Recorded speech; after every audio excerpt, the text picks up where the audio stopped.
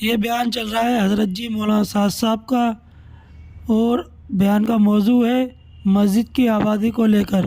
تو آئیے ساتھیو، ہم اور آپ مل کر سنتے ہیں حضرت جی کیا فرما رہے ہیں اس بیان کے اندر۔ کہ مسجد کا سب سے اہم عمل یہ تھا کہ یہاں ایمان کے حلقوں میں غیب کے تذکروں کے ذریعے یقین مشاہدات سے، تجربات سے، مصنوعات سے، ایجادات سے ہٹا کر خالق کائنات کی طرف یقین کے پھیرنے کی کوشش ہوتی تھی۔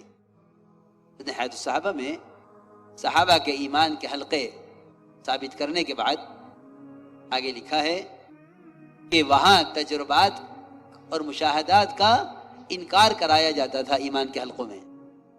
اتنا عنوان قائم کیا ہے، تکذیب التجربات والمشاہدات، کہ اپنے مشاہدات اور تجربات کی یہاں تکذیب کرو۔ تو واقعہ نقل کیا ہے، ایک شخص آیا جس نے عرض کیا کہ میرے بھائی کو دست آ گئے ہیں، آپ نے فرمایا اس کو شہد پلاؤ۔ شہد پلایا، پھر آیا کہ شہد پلایا دست بڑھ گئے، فرمایا کہ جاؤ شہد پلاؤ۔ پھر آیا کہ شہد پلایا دست اور بڑھ گئے ہیں، فرمایا اللہ کی بات سچی ہے، تیرے بھائی کا پیٹ جھوٹا ہے۔ یہ پہلا واقعہ نقل کیا ہے حیات الصحابہ میں۔ مسجد میں ایمان کے حلقوں میں بات کیا ہو، موضوع کیا ہو، یہ ہمارے کام کا بنیادی مقصد ہے کہ امت کو مادے سے اور چیزوں کے یقین سے نکال کر اللہ کے وعدوں کے یقین پر لانا، یہ اس کام کا بنیادی مقصد ہے۔ کیوں کہ دعوت ہی یہی ہے کہ اللہ کی قدرت وعدوں کے ساتھ ہے، وعدے حکموں کے ساتھ ہیں۔ اسباب کے ساتھ قدرت بھی نہیں ہے، وعدہ بھی نہیں ہے۔ بلکہ میرے بزرگ دوستو عزیزوں، قدرت سے استفادے کو تو لوگ جانتے ہی نہیں ہیں، سمجھتے ہیں کہ نظام کائنات میں محنت کر کے جو فائدے حاصل ہو رہے ہیں یہ ہم اللہ تعالیٰ کی ذات سے فائدہ اٹھا رہے ہیں۔ میرے دوستو عزیزوں، اگر یہی نظام کائنات میں کوشش کر کے اللہ کی ذات سے فائدہ اٹھانا، یہی اگر قدرت سے استفادہ ہے، تو یہ تو اللہ کو نہ ماننے والے اور اللہ کے دشمن وہ بھی اسی مادی راستے سے فائدہ اٹھا رہے ہیں۔ پھر تو مسلمان اور غیر مسلم میں کوئی فرق نہ ہوا قدرت سے استفادہ کرنے کے لیے۔ فرماتے تھے اللہ کی ذات عالی سے استفادے کے لیے کائنات کا یقین نکلنا پہلی شرط ہے۔ جس کے دل میں کائنات کا یقین ہوگا وہ قدرت سے استفادہ نہیں کر سکتا۔ کیوں؟ اس لیے کہ قدرت سے استفادے کے لیے درمیان میں کوئی کائناتی شکل کا ہونا ممکن نہیں ہے۔ اگر قدرت سے استفادہ چاہتے ہو تو فرماتے تھے کہ دو راستے ہیں چلنے کے، ایک فائدہ اٹھانا کائنات سے، ایک فائدہ اٹھانا خالق کائنات سے۔ خالق کائنات سے فائدہ اٹھانے کے لیے کائنات کا یقین نکلنا پہلی شرط ہے۔ اس لیے یہاں آ کر فیصلہ ہوگا کہ اسباب کی کیا حیثیت ہے، اس کا اختیار کرنے کا کیا حکم ہے، اور اس کے چھوڑنے کا کیا حکم ہے۔ پہلی بات تو یہ سمجھ لینا کہ اللہ کا کوئی وعدہ سبب پر نہیں ہے، اس لیے اسباب میں لگو، اسباب سے نا امید ہو کر۔ اسباب میں لگو، اسباب سے نا امید ہو کر۔ کیوں نا امید ہو کر؟ اس لیے کہ سبب پر کوئی وعدہ نہیں ہے۔ بہت آسان راستہ بتا رہا ہوں، سبب پر کوئی وعدہ نہیں ہے، اس لیے اسباب سے نا امید ہو کر اس سے ہمیں کچھ ملنے والا نہیں ہے۔ کیونکہ میرے دوستو عزیزوں، اسباب ذریعہ نہیں ہیں، اسباب میں اللہ کے احکام ذریعہ ہیں۔ میں نے حکم پورا کیا ہے، اس سبب میں مجھے اللہ کی ذات سے امید ہے۔ اس لیے یہ نازک موقع ہے۔ ایک تو طبقہ وہ ملے گا تبلیغ میں جو کہے گا اسباب چھوڑ دو، اسباب سے نہیں ہوتا۔ ایک طبقہ وہ ملے گا جو کہے گا کہ نہیں اسباب اختیار کرو، اسباب سے ہی ہوتا ہے۔ میرے نزدیک دونوں غلطی پر ہیں، دونوں غلطی پر ہیں، دونوں غلطی پر ہیں۔ اسباب کا کلی طور پر ترک کرانا یہ رہبانیت ہے، اور اسلام میں رہبانیت کی کوئی گنجائش نہیں ہے. لا رہبانیت فی الاسلام، اسلام میں رہبانیت نہیں ہے. اسلام وہ ایک کامل طریقہ زندگی ہے جو حکومت اور صدارت اور وزارت کے تخت سے لے کر ایک جوتا گانٹھنے والے کی زندگی تک کے پورے احکامات کا مجموعہ ہے، اور پورے احکامات اپنے اندر لیے ہوئے ہے. اس کو اسلام کہتے ہیں. اسباب کا ترک کرنا نہیں ہے. میں مولانا یوسف صاحب کے بیان کا ایک جملہ آپ کو سناتا ہوں. فرماتے تھے اسباب کا ترک کرنا مجاہدہ نہیں ہے. یہاں تو ترغیب اس کی دی جا رہی ہے کہ اسباب ترک کرو. حضرت کا بیان کا ٹکڑا میں امانتاً آپ تک پہنچا رہا ہوں کہ اسباب کا ترک کرنا مجاہدہ نہیں ہے، کیونکہ مجاہدہ ہدایت دلوائے گا. مجاہدے سے ہدایت ملے گی، رہبانیت سے ہدایت نہیں ملے گی، کیونکہ رہبانیت اسلام میں نہیں ہے. میں حضرت کی بات نقل کر رہا ہوں، حضرت کے بیان کا ٹکڑا عرض کر رہا ہوں کہ اسباب کا ترک کرنا مجاہدہ نہیں ہے، اور بیوی بچوں کو ترک کرنا، چھوڑ دینا، یہ مجاہدہ نہیں ہے، بلکہ ان دونوں کے اشتغال کو کم سے کم کرنا،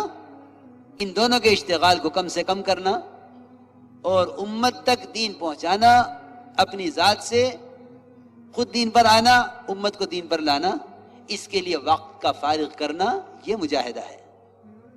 آپ ذرا فرق محسوس کریں تاکہ بات کسی نتیجے پر پہنچے. اس لیے کہ ایسے لوگ مغالطوں میں پڑے ہوئے ہیں.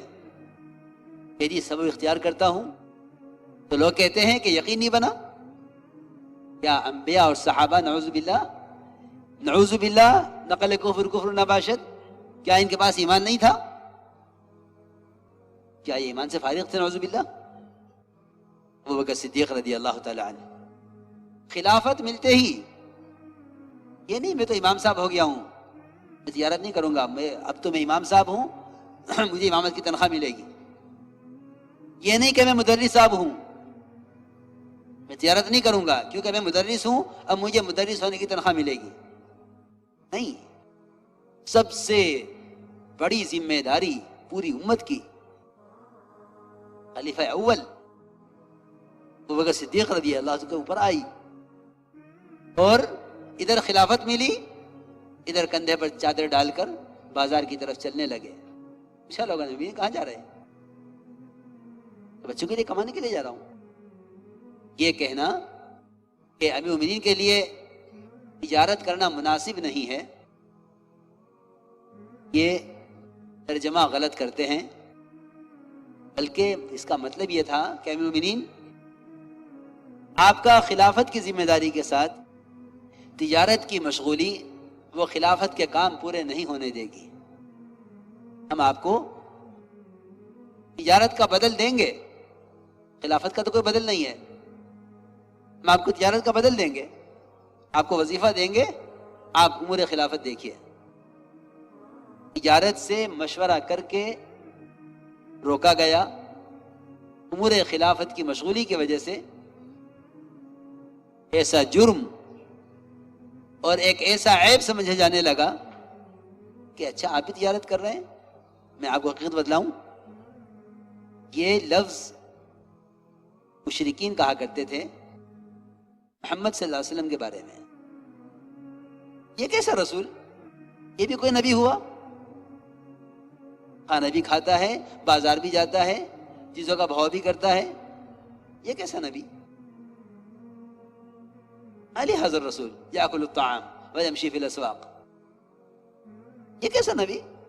نبی تو وہ ہوتا کہ آسمان سے ان کے لیے کھانا اترتا، فرشتے ان کے ساتھ ہوا کرتے، انہیں کھانے کمانے کی کوئی پرواہ نہ ہوتی.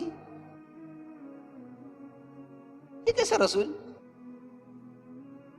میں سوچتا ہوں کہ کیا اتنی جہالت پر آ گئے ہم کہ ایک آدمی اگر کوئی سبب اختیار کیے ہوئے ہے تو اس کو طعنہ دینا کہ تم اسباب میں لگے ہوئے ہو. یہ بات ایک جاہل مشرک کہہ سکتا ہے کہ یہ بھی کوئی رسول ہے کہ بازار بھی جاتا ہے، کھانا بھی کھاتا ہے، یہ بھی کوئی رسول ہوا؟ ان کے پاس تو خزانہ ہوتا اللہ کی طرف سے کہ اس میں سے خود بھی کھاتے اوروں کو بھی کھلاتے.